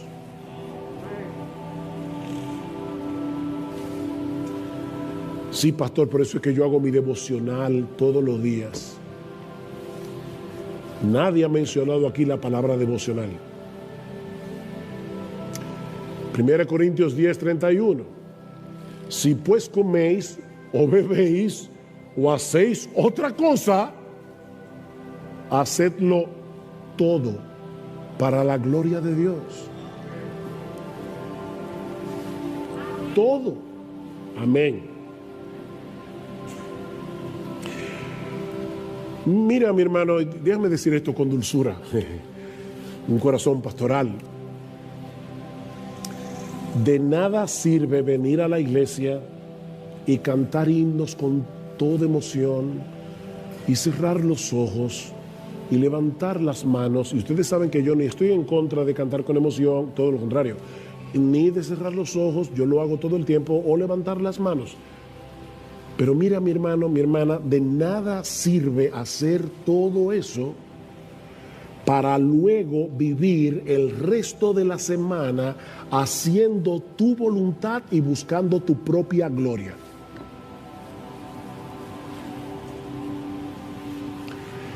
La verdadera adoración es un estilo de vida. Es un estilo de vida. Ya que Dios nos compró para Él, debemos presentar nuestros cuerpos como sacrificio vivo y santo. Es decir, lo contrario a lo que hacíamos cuando éramos inconversos, que usábamos los miembros de nuestros cuerpos para pecar contra Dios, para vivir de espaldas a Dios. Ese sacrificio, dice Pablo, es aceptable a Dios. Y eso parece que está de más. Pero Pablo quiere enfatizar el hecho de que nuestra meta en la vida ha sido reorientada. ¿Tú viste eso? Nuestra meta en la vida, en el momento de la conversión, fue reorientada radicalmente.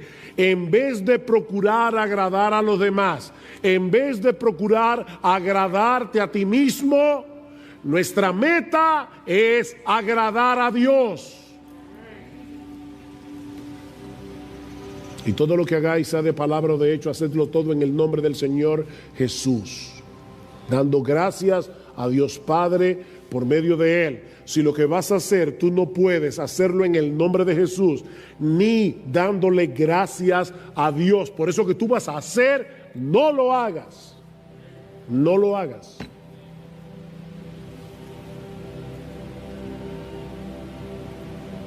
Eso es verdadera adoración. Y no lo hacemos, yo repito otra vez, para ganarnos el favor de Dios, sino porque ya fuimos favorecidos. Para ganarnos el favor de Dios, sino porque ya fuimos favorecidos, de pura gracia. Por eso es que Pablo dice al final del versículo 1 que eso es nuestro culto, la palabra es latría. Idolatría es adorar un ídolo. Bueno, esa latría solo se le debe a Dios. No a María, ni a los ángeles, ni a los santos. Solo a Dios. Y Pablo dice, esa es nuestra latría, nuestro culto lógicos, dice el griego, de donde viene nuestra palabra lógico. Es nuestro culto racional, es nuestro culto razonable. Mis hermanos, esa entrega total de todo nuestro ser es la única respuesta razonable a las misericordias de Dios. Es lo único razonable que tú puedes hacer, que yo puedo hacer. Dice un comentarista: una vez que tienes un entendimiento claro de la misericordia de Dios, cualquier otra cosa que no sea un sacrificio total y completo de ti mismo a Dios es completamente irracional. Si pones este texto al revés, todo lo que no sea una entrega a Dios total es irracional. Lo que nos lleva al segundo deber. Recuerden que hemos dicho, nuestro mensaje tiene 2 puntos, no quiero que te pierdas en la estructura. Primer punto, la vida cristiana se construye sobre el Evangelio. En segundo punto, la vida cristiana práctica se resume en 2 deberes fundamentales. ¿Cuáles son esos 2 deberes fundamentales? Primero, entrega todo tu cuerpo como sacrificio, pero no vas a poder hacer eso sin hacer lo segundo. Debemos dejarnos transformar por la renovación de nuestra mente. Versículo 2, Romanos capítulo 12, versículo 2. Y no os adaptéis a este mundo, sino transformaos mediante la renovación de vuestra mente, para que verifiquéis cuál es la voluntad de Dios, lo que es bueno, aceptable y perfecto. Aquí tenemos un mandamiento negativo, un mandamiento positivo. El mandamiento negativo: no nos adaptemos a este mundo. Hay una paráfrasis del Nuevo Testamento que lo pone de esta manera: no permitan que el mundo que los rodea los comprima para adaptarlos a su propio molde.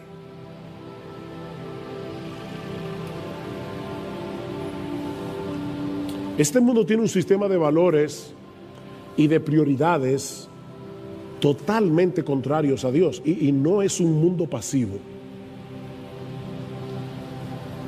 Este sistema mundano en el que nosotros vivimos, cuando hablamos del mundo aquí, no nos estamos refiriendo al planeta Tierra, nos estamos refiriendo a ese sistema de maldad que impera en este mundo y que es contrario a Dios. Ese sistema, mis hermanos, trata por todos los medios de imponerse sobre nosotros, frecuentemente de una manera sutil, no es tan claro a veces. De hecho, la mayoría de las veces no es tan claro.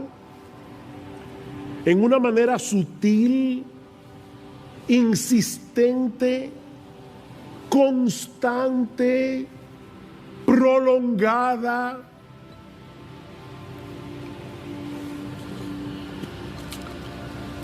Una vez alguien le dijo a una hermana mayor de la iglesia, no de esta, no iglesia, no sé dónde, era una señora muy bondadosa, y alguien le dijo: usted es tan bondadosa y siempre trata de encontrarle el lado bueno a los demás, que hasta al diablo usted le encontraría algo bueno. Y dice ella: sí, su perseverancia. El diablo no se cansa. Él trata y trata y trata y trata y trata y trata de amoldarte a este mundo.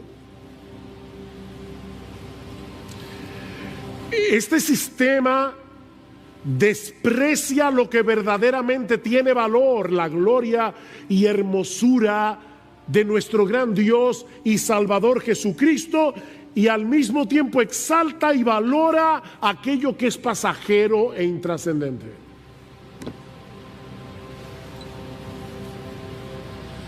Lo fútil. Un filósofo árabe, Gibran, Khalil Gibran, escribió una historia acerca de dos ladrones que idearon la manera más eficaz para poder robarle al pueblo. Vamos a salir de noche y vamos a cambiarle el precio a todas las cosas. Lo que vale mucho le vamos a poner el precio menor, y lo que vale más menos le vamos a poner el precio mayor. Y dice Gibran: desde aquella época el mundo está confundido.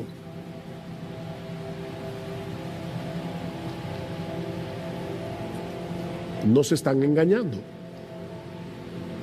Y lo que Pablo está diciendo aquí es que debemos rebelarnos contra eso. Rebélate contra ese sistema. No dejes que te arrastren hacia ese sistema de valores. Te están engañando. Te están vendiendo gato por liebre. Te están cambiando espejitos por oro. ¿Y sabes cuál es el problema? Que todos nosotros nacemos ya con ese software instalado, una mentalidad equivocada. ¿Qué dice Pablo en Efesios capítulo 2? Y Él os dio vida a vosotros cuando estabais muertos en vuestros delitos y pecados, en los cuales anduvisteis en otro tiempo, siguiendo la corriente de este mundo, conforme al príncipe de la potestad del aire. Y éramos, Pablo se incluye, éramos por naturaleza hijos de ira, lo mismo que los demás. Tú y yo nacimos con ese software instalado para pensar mal. Nosotros vinimos al mundo con una mente distorsionada, llena de mentiras. Es por eso que necesitamos ser transformados por medio de la renovación de nuestra mente, por medio de la renovación de nuestro entendimiento, que es la parte positiva de la exhortación. Y aquí hay otra cosa gramatical interesante. El verbo que usa Pablo, transformar, metamorfeo, metamorfosis, de donde viene la palabra metamorfosis, ese verbo es un imperativo pasivo. Y eso es extraño, porque te está mandando algo en lo que tú eres pasivo. ¿Cómo podemos traducir eso? Déjate transformar. Ven, déjate transformar. La verdadera santidad no consiste simplemente en tratar de cambiar nuestra conducta. No.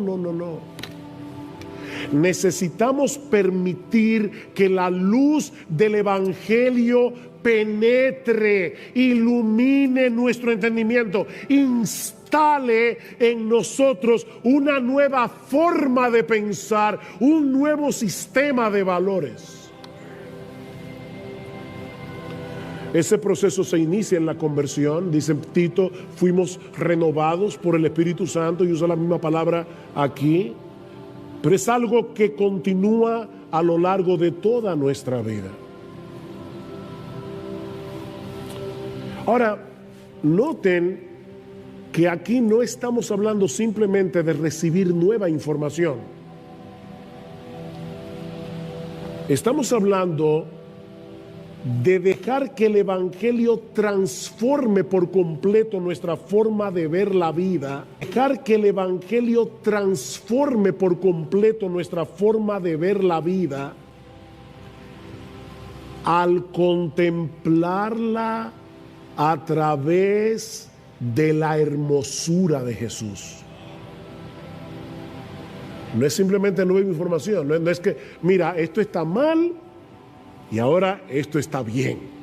Eso es una información. Ese cambio no dura.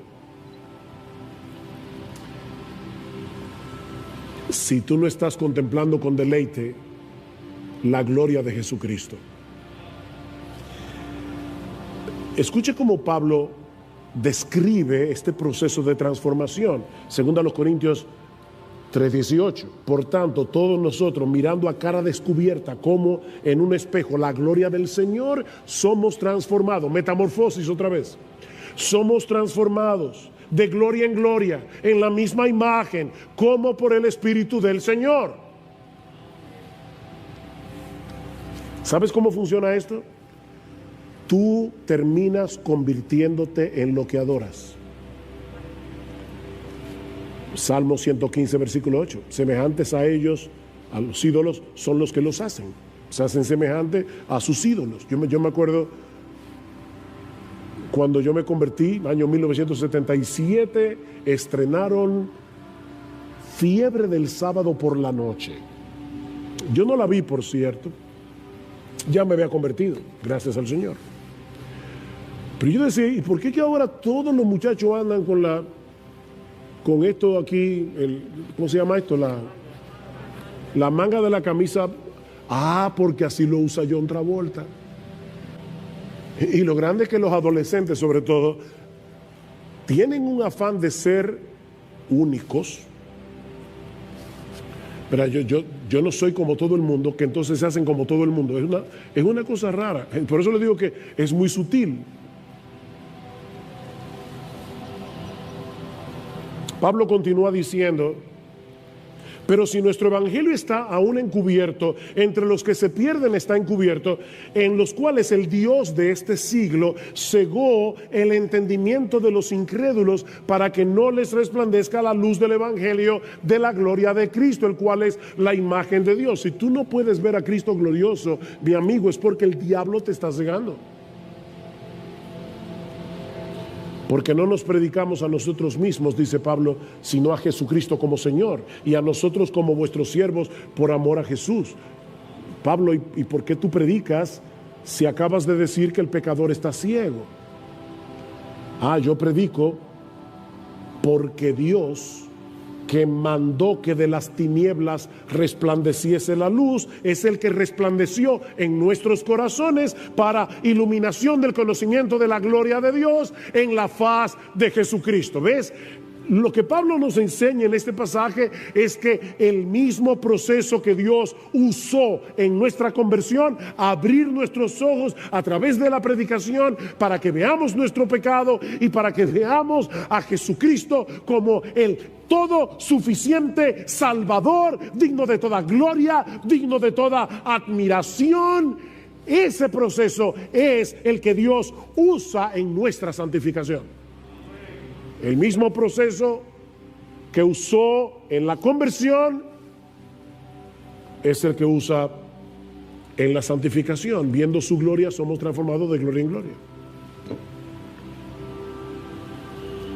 Sinclair Ferguson, otra vez, lo explica de esta manera: en la medida en que la grandeza del Evangelio comienza a llenar y a expandir nuestras mentes, mientras llegamos a conocer al Hijo de Dios a través de la palabra de Dios y por el Espíritu de Dios, un proceso de cambio toma lugar en nuestros pensamientos, en nuestros sentimientos, en nuestros deseos y en nuestro vivir. La palabra de Dios y el Espíritu de Dios obran juntos, transformándonos activa y poderosamente.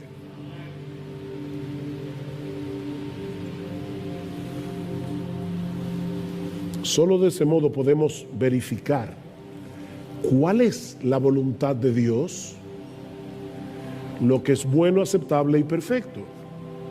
Dice Romanos 12:2. ¿Y qué es lo que Pablo está diciendo aquí? Que cuando la mente es renovada por la palabra de Dios y comenzamos a valorar la gloria, la hermosura de Jesucristo por encima de todas las cosas y a encontrar nuestro máximo deleite en Él, no solo vamos a comprender cuál es la voluntad de Dios, qué es lo que Dios quiere de nosotros, sino que vamos a estar de acuerdo con Él en que eso es lo mejor para nosotros. Por eso dice, para que comprobéis. No es simplemente para que sepáis cuál es la voluntad de Dios. No es que ahora yo veo, ok, esta es la voluntad de Dios y eso es lo que me conviene. Eso es lo que me conviene. Porque Dios es misericordioso. Él no va a querer para mí nada malo. ¿Ven cómo volvemos a la exhortación del versículo 1?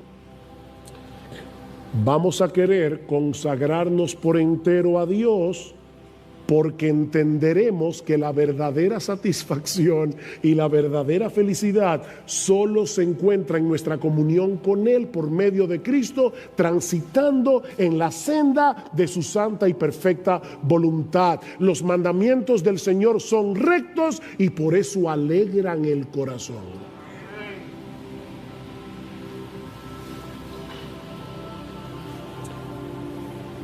El hecho de hablar de sacrificio puede llevarnos a pensar que el llamado de Dios es algo como esto. Mira, tú vas a vivir una vida miserable aquí en la tierra, pero no te preocupes que al final viene la gloria. ¿Verdad? Eso es como alguna gente ve la vida cristiana. Aquí una desgracia, pero no te preocupes, esa desgracia dura poco. Lo bueno está del otro lado. Eso es lo que el diablo quiere que tú creas. No.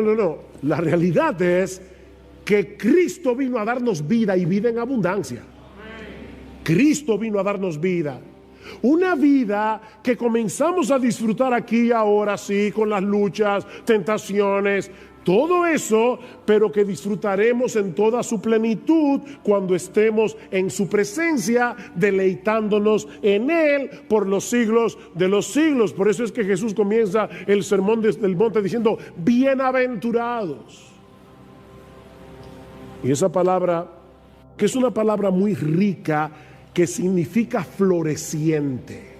No simplemente dichoso o feliz, no es mucho más que eso, es floreciente. Cristo vino a resolver lo que el diablo dañó. La vida humana fue diseñada por Dios para florecer, pero el diablo quiere marchitarte. No te dejes engañar. Es el pecado lo que desgracia la vida humana, no los caminos de Dios. De manera que entregarnos por entero a Él, usando estos mismos miembros con los que antes servíamos al pecado para servirle a Él, para buscar su gloria en lo que hacemos, es la única forma razonable de vivir.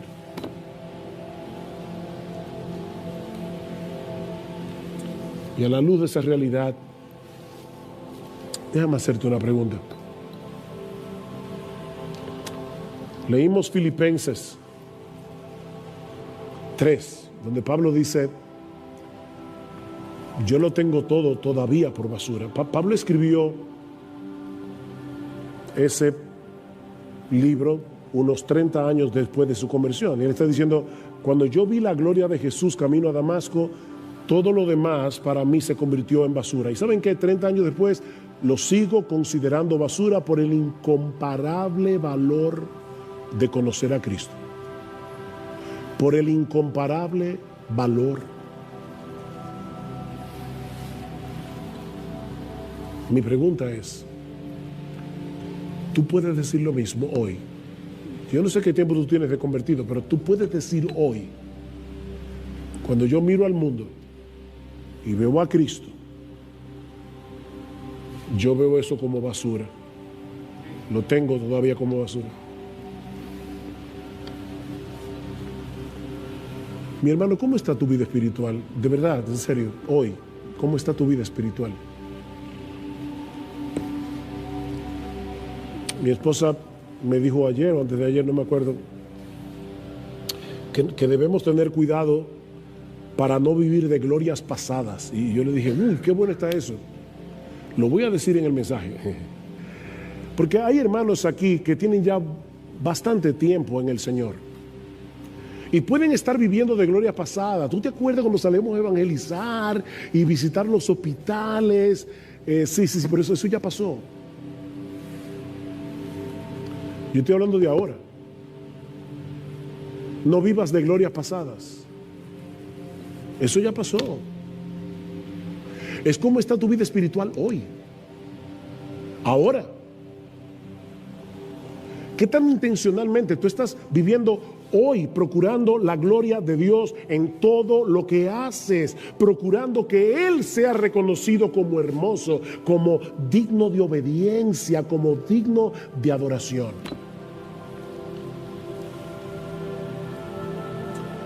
Mira, mi hermano, mi hermana, si tú has decaído espiritualmente, te has enfriado en tu fe, es porque has olvidado las misericordias de Dios y porque has perdido de vista la hermosura de Jesús. Es tan sencillo como eso.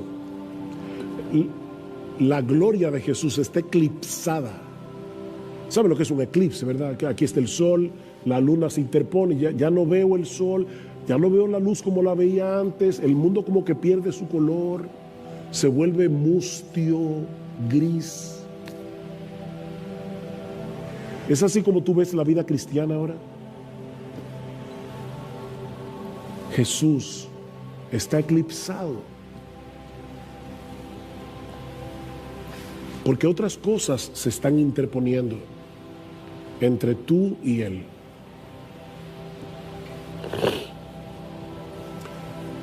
Pero mi hermano, tú no tienes que seguir viviendo en esa mediocridad espiritual. Vuelve a meditar en las misericordias de Dios para contigo. Vuelve a meditar en las misericordias de Dios, en las pasadas, en las presentes. Recuerda, nuevas son cada mañana. Hace mucho leí la historia de un individuo que va manejando su carro y cuando llega a la vía del tren, de repente el carro se le apaga. En medio de la vía. Él tranquilamente no ve ningún tren a la vista, comienza a tratar de desabrocharse el cinturón de seguridad para prender el vehículo, pero el cinturón está trabado. Y de repente él ve a lo lejos un tren que se acerca. Y ahora él está latiendo a 1000 por hora, tratando de quitarse el cinturón, pero el cinturón sigue trabado. Y el tren se acerca. Y cuando ya el tren está a punto de arrollarlo, él siente que algo lo golpea por detrás y él mira por el retrovisor y se da cuenta que es alguien en un camión que decide meterse en la vía para sacarlo a él y el tren se lo lleva de encuentro. Y ahí se le destraba el cinturón de seguridad. El individuo sale del coche, del carro, mira el camión destrozado y al hombre seguramente muerto, y él no sabe cómo agradecer el hecho de estar vivo, el hecho de estar vivo. Pero La historia no termina ahí. De repente le escucha un ruido raro en el baúl del carro. Y cuando lo abre, se da cuenta que su niño de 5 años jugando se había escondido en el baúl. Y si él había estado agradecido hace 2 minutos, ahora ya él no sabe cómo postrarse y dar gracias por lo que ha sucedido.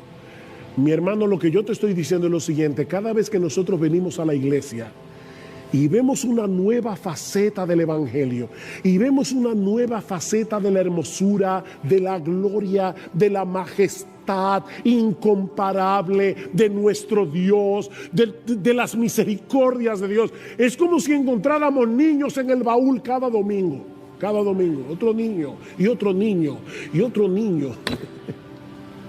Las misericordias de Dios.